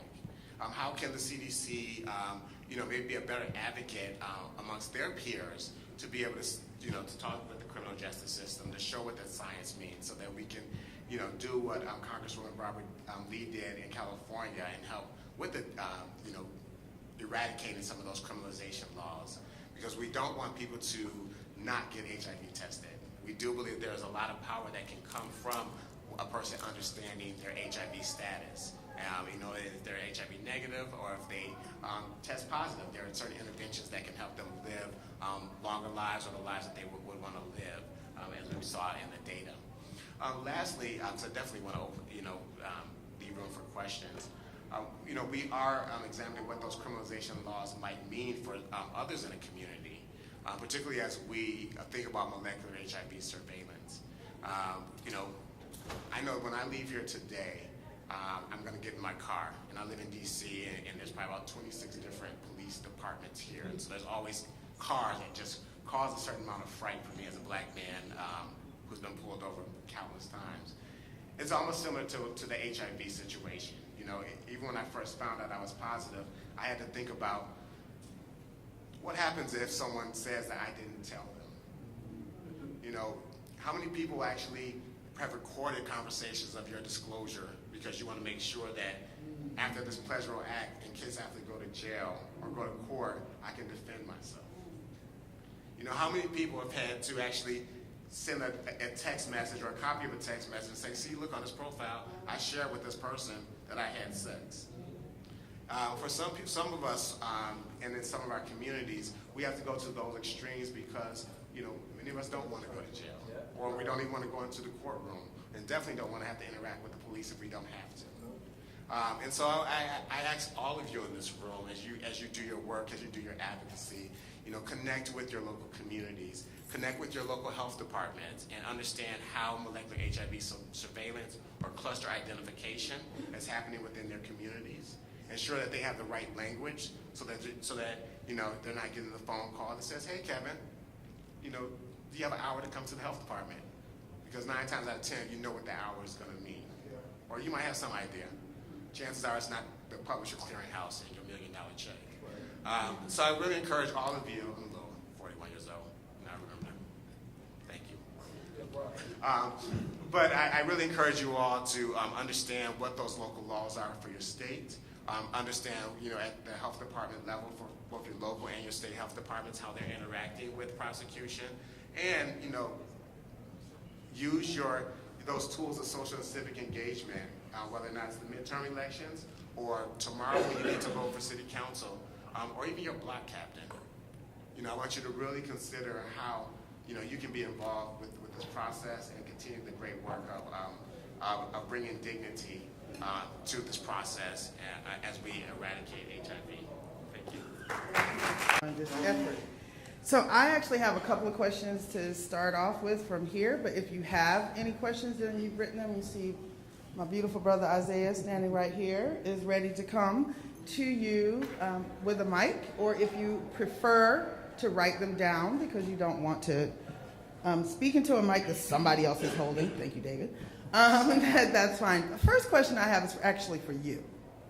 So if this first one is a yes or no. Did you hear some words or terminology today, since words matter, that you had not heard or you were not familiar with or you didn't know how to put them inside the context of what we're talking about today? Any new words? New words. Give me your new word.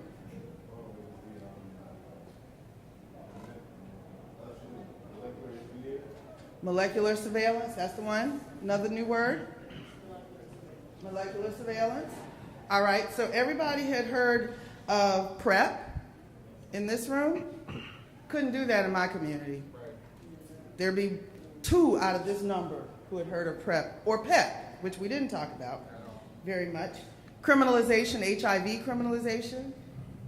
I usually add criminalization and over-incarceration to that. Latinx. Was that new for anybody in the room? Latinx. And trans experience, because we get confused around some of that trans language. Here's a new word that I'm throwing in terms of your own thoughts about stigma and how we're getting there, is HIV status neutral.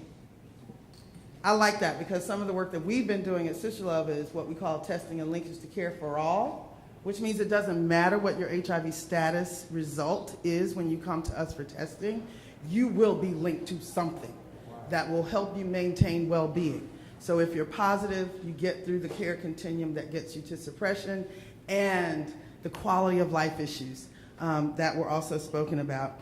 And if you're HIV negative, how about, do you even have health coverage? Do you have insurance? Let's link you to something there. Have you been to an HIV prevention intervention? Have you heard about PrEP? Do you think you've been exposed very recently? Do you know about PEP? So different things that folks can get connected to stay that way. We're working.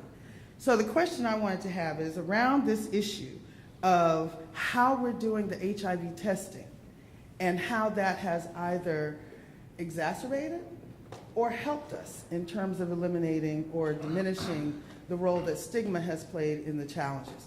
What I know is also there's been the question, once people know about criminalization and they don't know their HIV status, they're perfectly happy not knowing.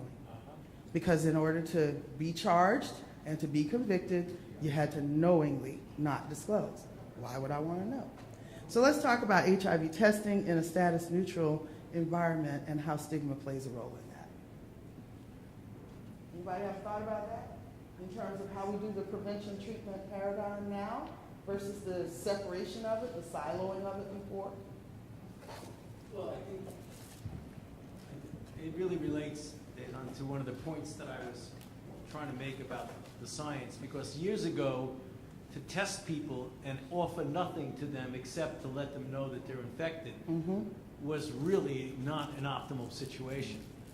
But right now, to test people, there's two alternatives. Either they're positive or they're negative. If they're positive, you can immediately put them into a treatment that'll not only save their lives, but remove the stigma that they're going to infect someone else. If they're negative, but are in a situation where they are vulnerable because of the risk, then you get them on pre-exposure prophylaxis. So today, in 2018, testing is intimately linked with intervention, whether you're positive or negative. If you're positive, you can intervene, and if you're negative, you can intervene. So I think it's a big difference than it was years ago. I also think that it's important to normalize testing. I think that trying to go somewhere, even though I think that it's important to have very specialized events where people can go in a particular clinic and ask for HIV testing, I think that having the testing, so when I go in for my annual well woman's exam, having that just be a part of all the other things that my gynecologist is testing for, and that us just having a conversation about like my health or health in general, I think that that helps to break down some of the barriers and the concerns that people have, because if they're talking about it in terms of greater wellness and their happiness, healthiness, wholeness, a part of this bigger picture instead of this smaller picture that people may be scared or nervous to have a conversation about, that might bring some, that might be helpful as well. I have another one, and this one, we had a really powerful session just this past week at the U.S. Conference on AIDS. There's a whole pathway on undetectable equals untransmittable, the U equals U campaign, which for me is currently the biggest signal that community is finally caught up with science and has taken the science of treatment as prevention and viral suppression and put it in terms and language and in a different context around, you know, free your mind and your sex can follow. Okay, I said that. But for people living with HIV, it's a different world once they know that they're not likely to transmit if they're undetectable. But in this country, about half of all people living with HIV have reached viral suppression.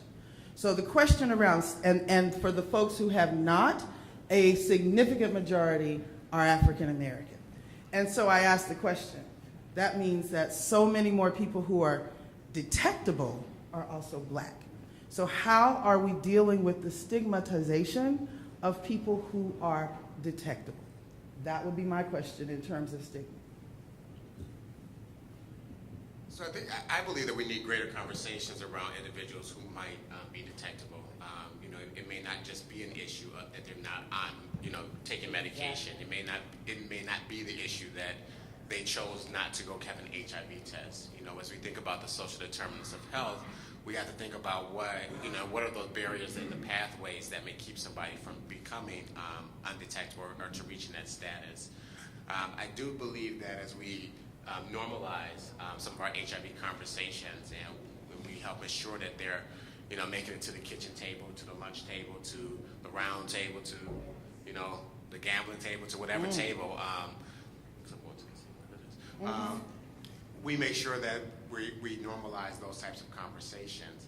But then I also believe that even as, you know, my organization at UCHAPS, we and others try to raise awareness around some of the things that, you know, some of those other pathways that can happen if you know your status or if you know that you're, you know, we want to make sure that those things don't create the stigma to keep people from going into the care that they might need. But I do believe that as we have more conversations around U equals U, I am hoping that that serves as a source of motivation to get some people to that next stage. I'm also hoping that as we think about how to ensure equitable access to health care, that also will be a motivator for many people. We know that 52% of new HIV infections are in the South. And if we think about some of the challenges to receiving health care in some of those areas and some of those counties, you know, we have to take responsibility for any of those stigmas from someone who can't reach that detectable status, even for those of us who support and preach U equals U. Yeah, what is it? U equals U. U equals U. Thank you. U equals U. Yes. So I see 2 hands, 3, 1, 2, 3. Yes. Let's get them rolling. Can we get 3 in and then get response? We have about 10 minutes left in our session. Hi, my name is Mikkel, and I am a queer man. I am HIV negative. What is what is being done, I guess, on I guess a policy level to protect people from like discrimination within jobs and such? I'm a former law enforcement officer myself, and I mean even in DC, like I've had to take blood tests. Every department that I've applied with had to take blood tests, and the stigma kept me for a long time from getting tested. I was deathly afraid. Like, you know, I know about the 50%, and I was like, it's like Russian roulette, you know, as a black queer man. And even the fear of like, you know, not being employed, that, you know, scared me. Is there anything being done, protections for people's discrimination against jobs? Counselor? Are we taking, okay. Oh, no, I'm sorry, I did say 3. You know, Harry, mental pause is a real thing. We can talk about that later after this session. Hi, my name is Lexi. I'm a queer woman and never been tested, so come find me for a conversation. Yeah, absolutely. I actually have a question directly for Dr. Fauci. As we are moving for our activists and in rural communities trying to displace the stigma in there where HIV levels are particularly high with limited access to healthcare facilities, could you elaborate on your experience back in the late 80s and early 90s with organizations like ACT UP directly going to your facility in the NIH in Rockville and how that affected the work that you were doing there?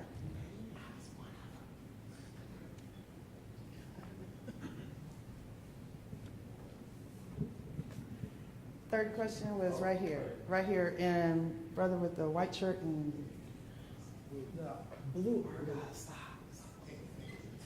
My name is Lee Dyer.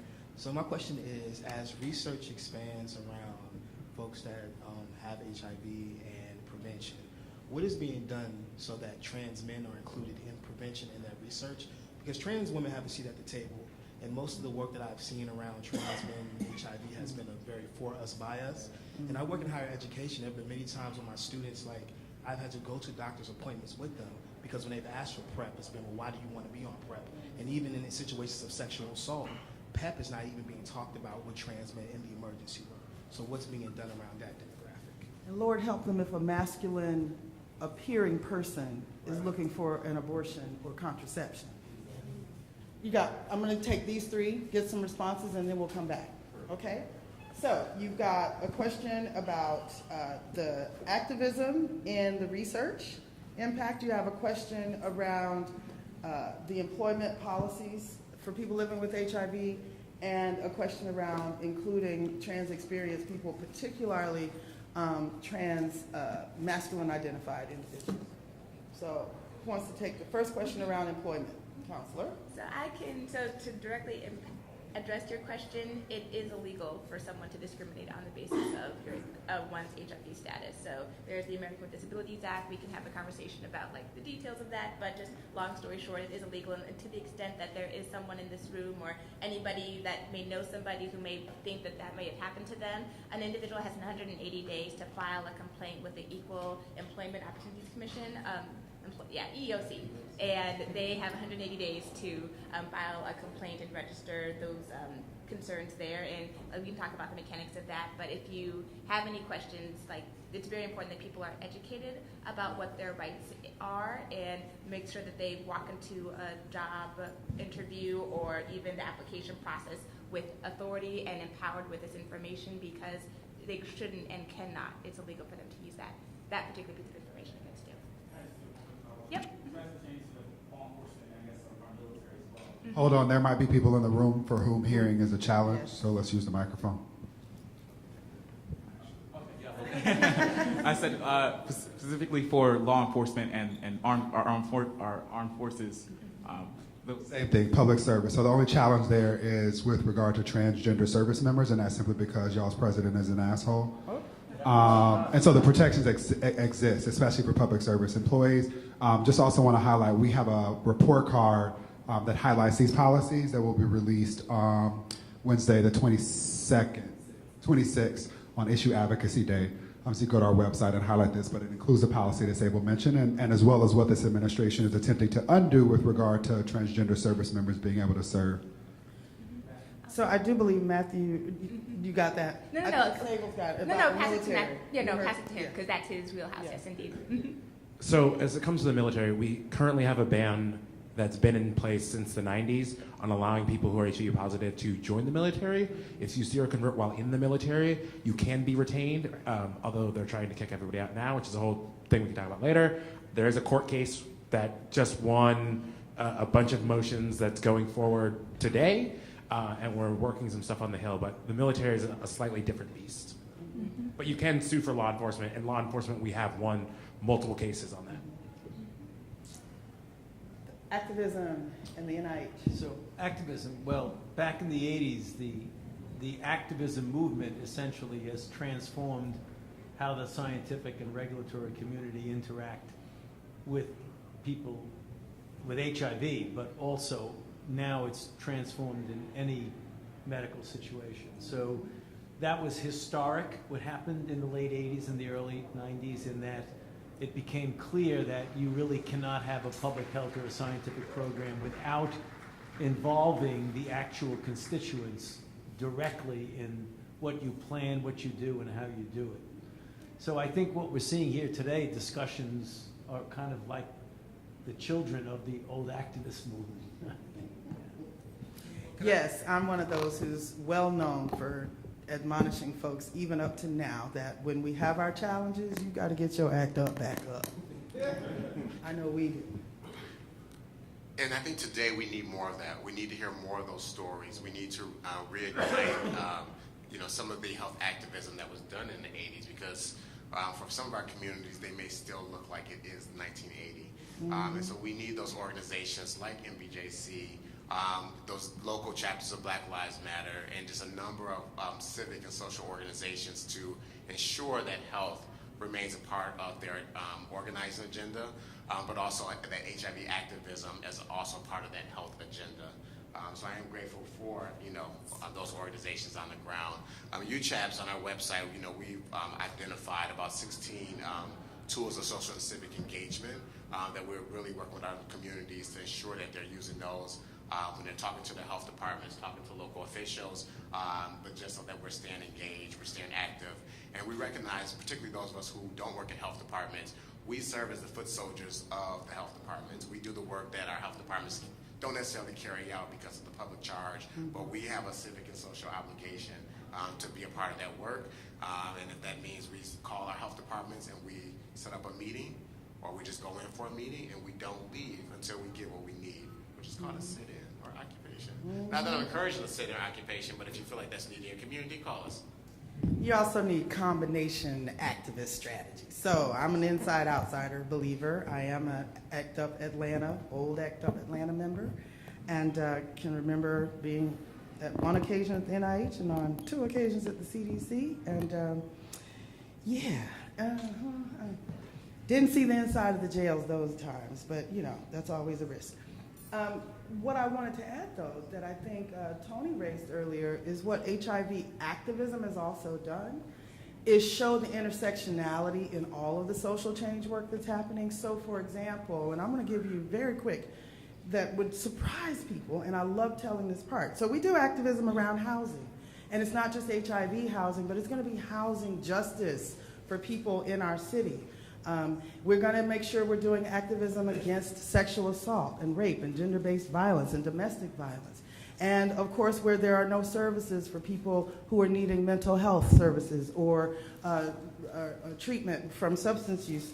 So there are all types of ways that our activism also comes from others. A lot of us in the AIDS world learned a lot from the women's activism and from the civil rights movements.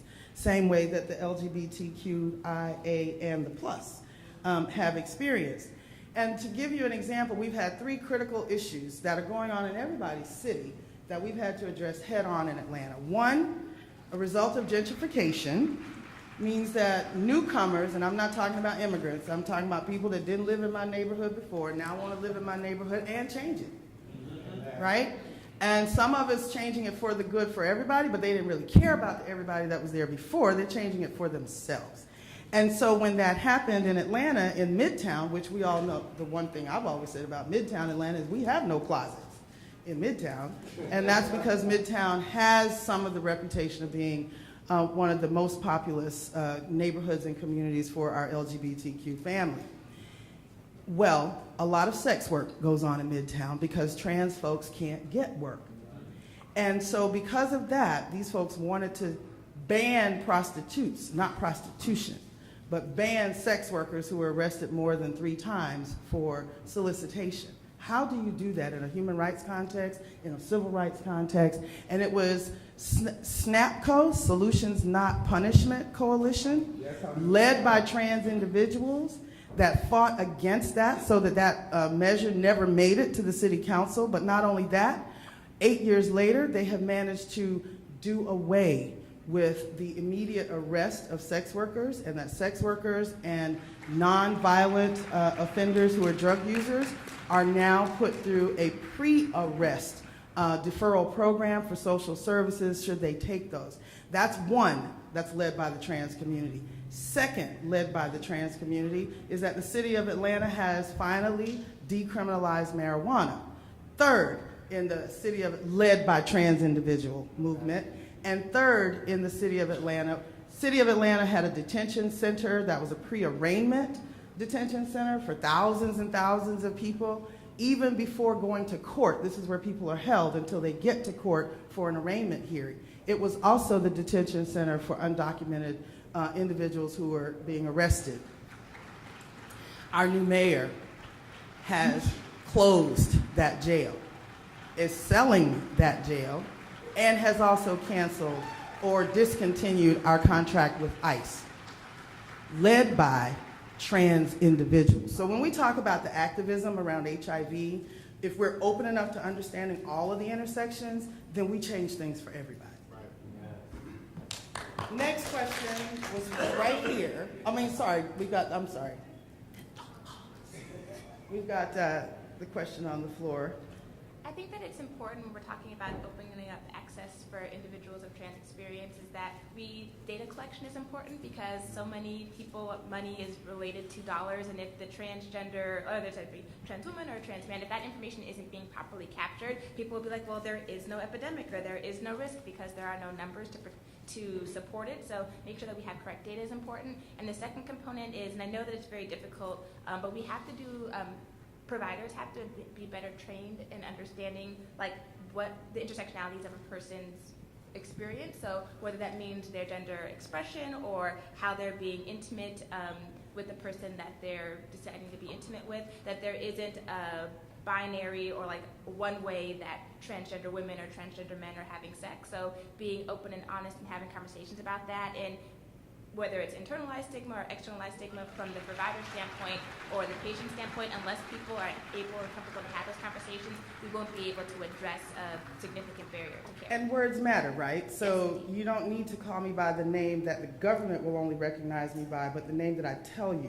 my name is, or the pronoun that I choose, or when I tell you what words describe my people, those are the words we expect you to use. So words matter even in that identity space and where I show up for those services, that those words are as important as the words you use around my health and my health status. And I think that that's where the burgeoning fight is. It should not only be trans individuals who have to lead that fight, that we have all kinds of points of solidarity.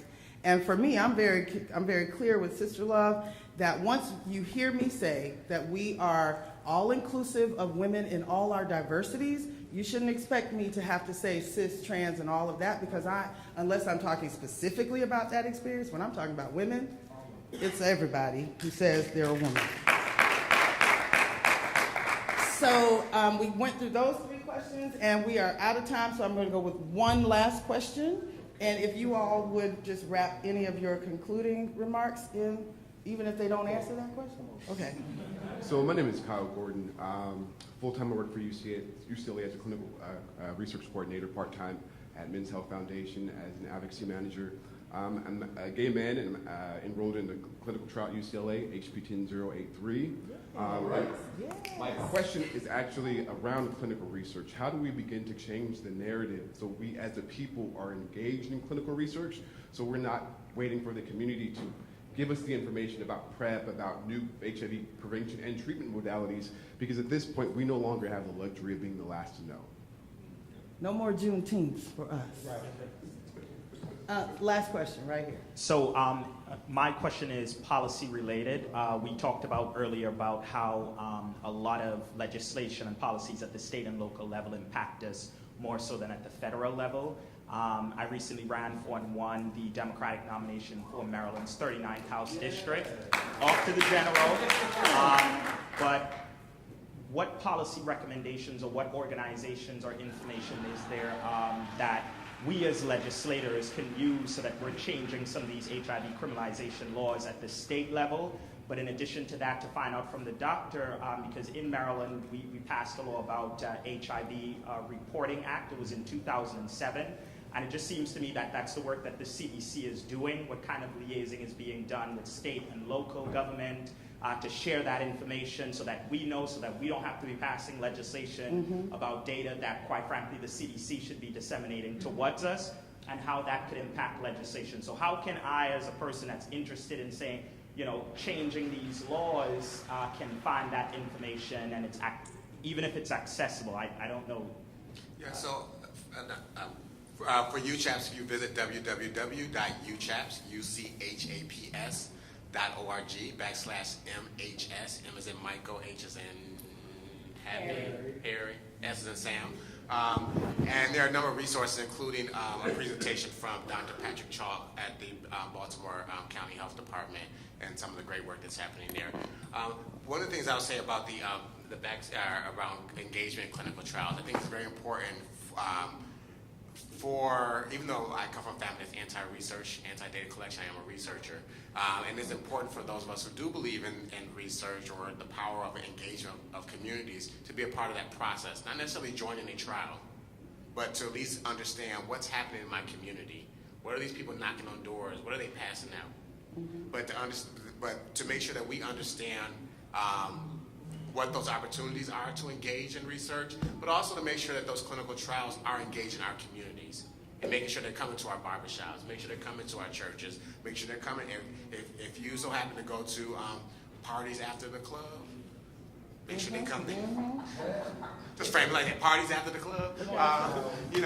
Make sure that people are engaged in our communities, because what we don't, the participation in the clinical trials often how some of us find out about some of the new technologies that are on the horizon. And so again, we don't want to be, as Dejan mentioned, have another Juneteenth situation within public health. And that's all I'll say. Thank you.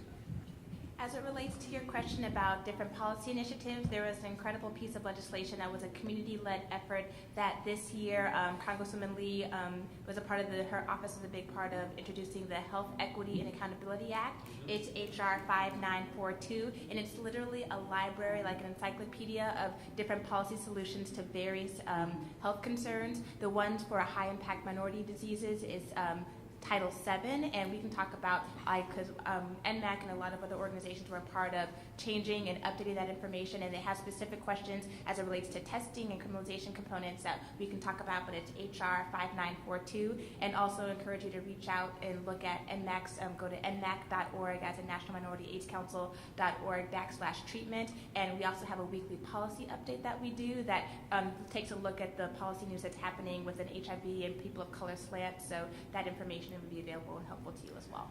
Immediately, there's the Center for HIV Law and Policy based in New York, which is working directly on all of the different criminalization cases that are currently existing, including folks like Sanjay Johnson, Michael Johnson, and some of the other people who are currently languishing under some of these really harsh sentences. So the Center for HIV Law and Policy, as well as the Sierra Project, what's the name of the HIV is Not a Crime, is another coalition that's doing a lot of training at community level for teaching folks how to do the work with their legislators on the modernization of the laws. And because she's not looking at me right now, and I'm going to call her out, but we have a sister right here who's come into this room who has been working on these types of policies at the state level for as long as I've been doing this work, and that's State Representative Laura Hall from Alabama is up in the house. And so I would actually want to encourage you to have a conversation with Sister Hall, some lunch, do the reception at HRC, take her over there, spend some time, and get that done. But I think that is probably your peer. When you get there, your peer is the first place you go, which is the same thing we tell folks who are living with HIV. Wow. Did you have anything? Another day. Thank you. I took, privilege. Thank you. Thanks to Tony, to Sable, and to Kevin, and of course to our previous panel with Gloria and Jacqueline and Derek. This has been a great afternoon. I actually am glad that flights were flying out of Atlanta this morning. Last night I was like, but I'm happy now. And so the last thing that when David was giving you ideas of what you can do, a lot of them were things that we do in the larger community context, but in the very individual and personal context, if you haven't been tested, get tested, know your status, and do something with it. If you haven't sat and learned from a person living with HIV, get proximate to that. And however you want to do it, have lunch, bring them home, have lunch, have dinner with your family, conversations, and be the person that helps facilitate that conversation in a loving way. And also check your language and check the language of those around you so that we change the conversation in our communities so we can change the responses to our communities. Thank you all for joining this afternoon. Thanks to Congresswoman Barbara Lee, to NBJC, and to all of the good folks that I know and love and been working with for being here this afternoon. Enjoy the rest of your Friday and weekend.